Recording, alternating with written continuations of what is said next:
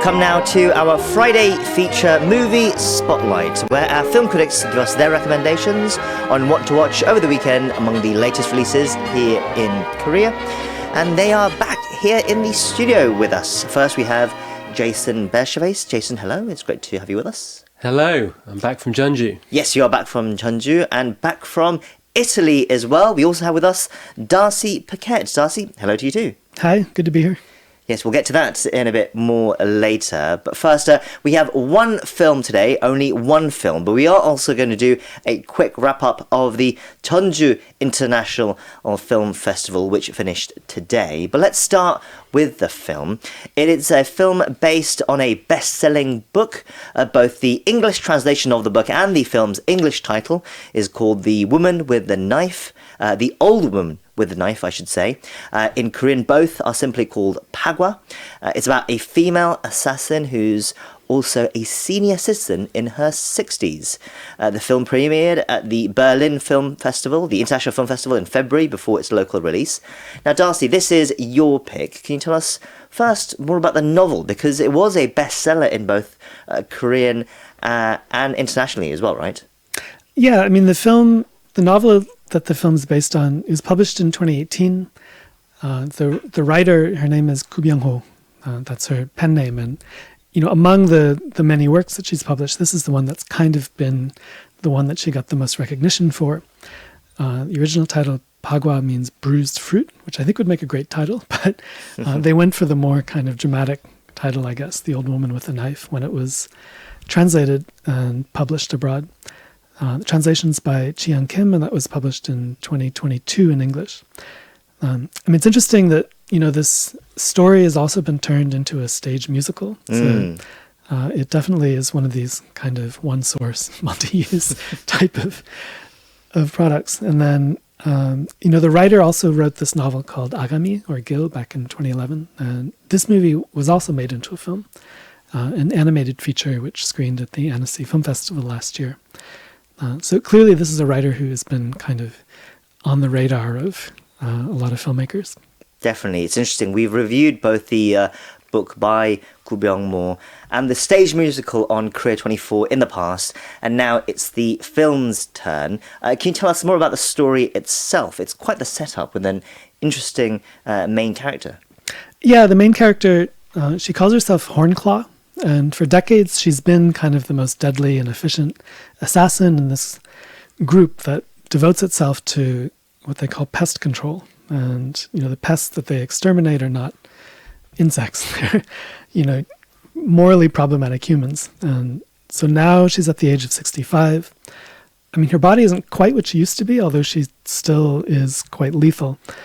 And she has the respect of everyone around her. But then, you know, one day this kind of young upstart assassin appears, and he kind of announces himself to the group in this very dramatic way and wants to become a part of it. But he does seem to have this special kind of contempt for Hornclaw. And so, you know, as the film progresses, then we get this tension, you know, between those two characters. And at the same time, we have these extended flashbacks. So the story is told along two timelines.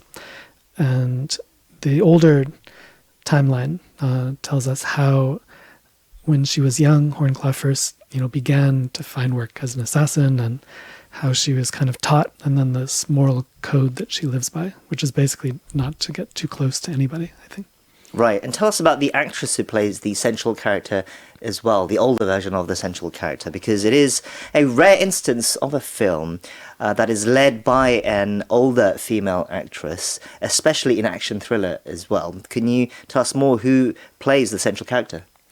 Yeah, I mean, she's kind of a legend in the film industry, and has been for quite a few decades. Lee Hye-young, she debuted back in the 1980s, and, you know, for viewers who are familiar with kind of older works by Im Gwon-taek, like Ticket, she was in that film from 1986.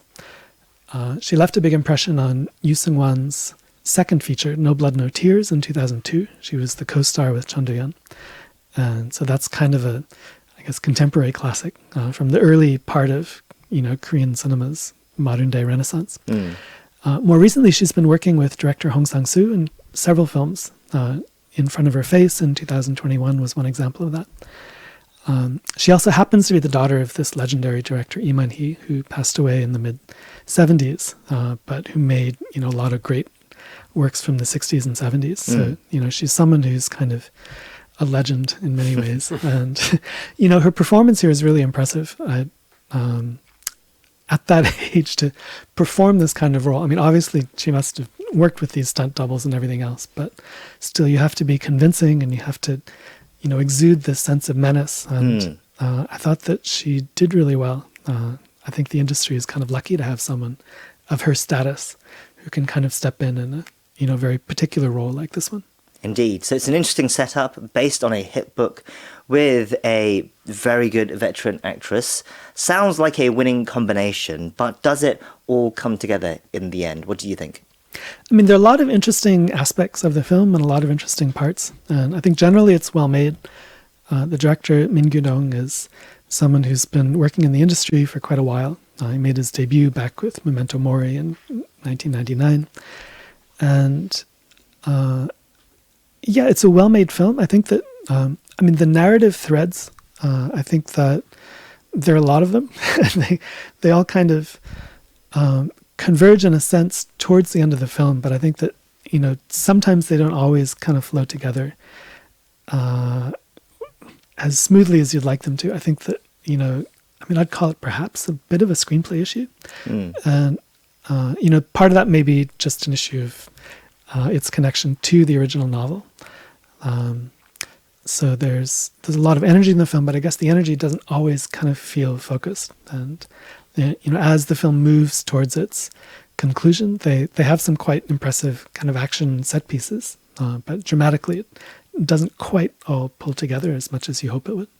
Okay, so not a glowing review as such, but there are still points that you would recommend. Jason, I understand that you have seen this film as well this week. Yeah. What did you make of it? Yeah, I agree with much of what Darcy said. Visually it's quite strong.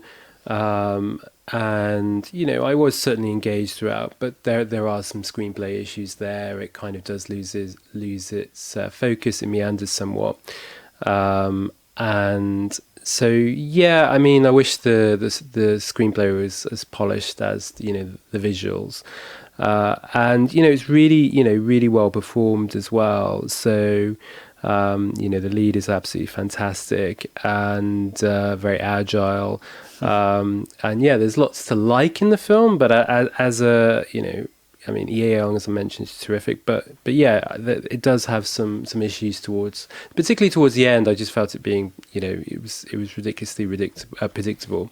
Because, and it also seems to make reference to some of the other kind of iconic revenge films that have come before it, Bittersweet Life and others. So in a sense it is a bit derivative, but it's a genre movie, and Korean cinema is very famous for its revenge driven movies, and it's not surprising, I suppose, to see it screen at the Berlin Film Festival, and it was quite well received there actually.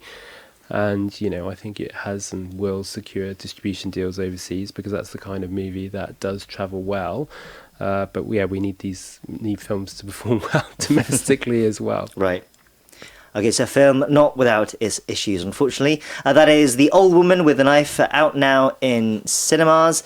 Let's move on to our second film, or actually, it's not the second festival. Film. It is a festival which we're wrapping up. So last week, Jason, you connected with us from Jeonju, from the film festival that was taking place there, and you seem to be enjoying yourself, but at the time it had just begun, so you hadn't actually seen that much then.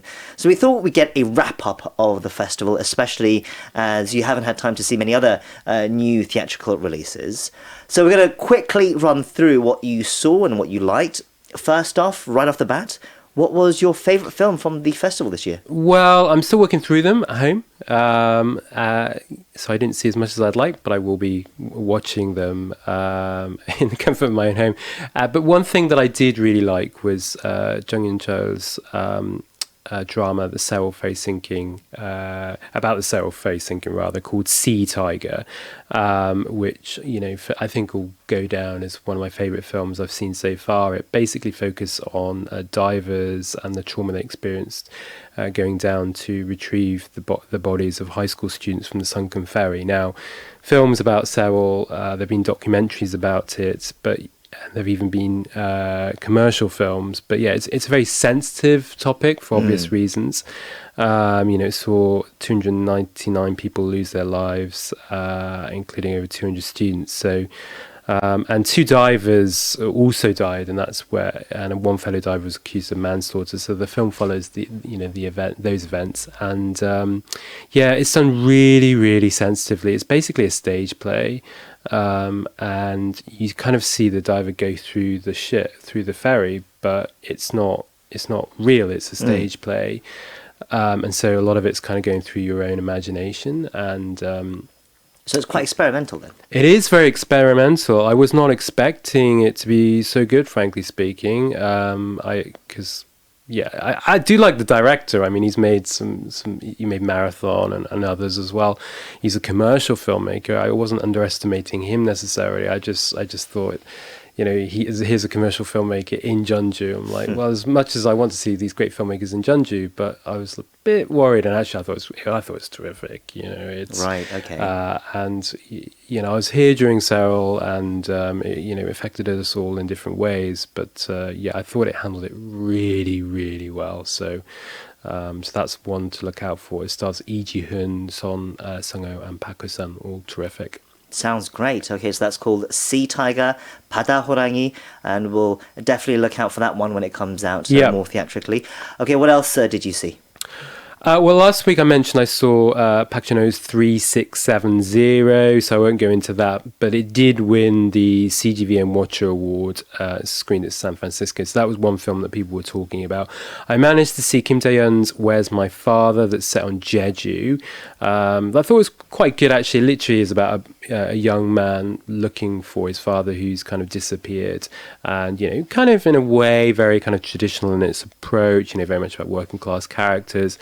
But refreshingly short at 75 minutes. There was also this movie called Sambisori that was also shot in Jeju. It follows a young woman who relocates there from Seoul and becomes a diver. Wasn't so keen on that because it stars Lee Sun-bin, who's a K-pop star. And I just don't buy into, a very attractive celebrity moving to Jeju to become a diver. Now, obviously, she's not playing, a K-pop star, but still, And so you do see in the movies, you've got people trying to move to Seoul, and then you've got people, and then characters trying to move out of Seoul. So kind of romanticizing the move or the relocation to a village or to a rural area, which you've seen in like Hometown Cha-Cha-Cha and other movies and dramas. Right, so that one didn't quite connect with you did then, not, but no. those other films do sound interesting. What about some of the winners at the festival in the Korean competition? Okay, so Hwang Hyun-sa's Winter Light, about high school student helps his younger sister. She's deaf in one ear. That won the grand prize. I saw that today, and it's actually pretty decent. It's a CAFA film, so the Korean Academy of Film Arts. Doesn't really do anything new, but it does it well. Again, focusing on kind of working class characters. And it is pretty bleak, which is kind of what you expect from independent films, particularly CAFA films. But there is an air of optimism towards the end, which I quite liked. So there's that, and I haven't seen Divine Sung Summer's Camera yet. That was picked up, bear with me, Nongshim Shinamyeon Award. It premiered at the BFI Flair Festival in London, and it's about a young woman who takes pictures with her late father's camera, so hence the title, and later discovers something about his past. So okay.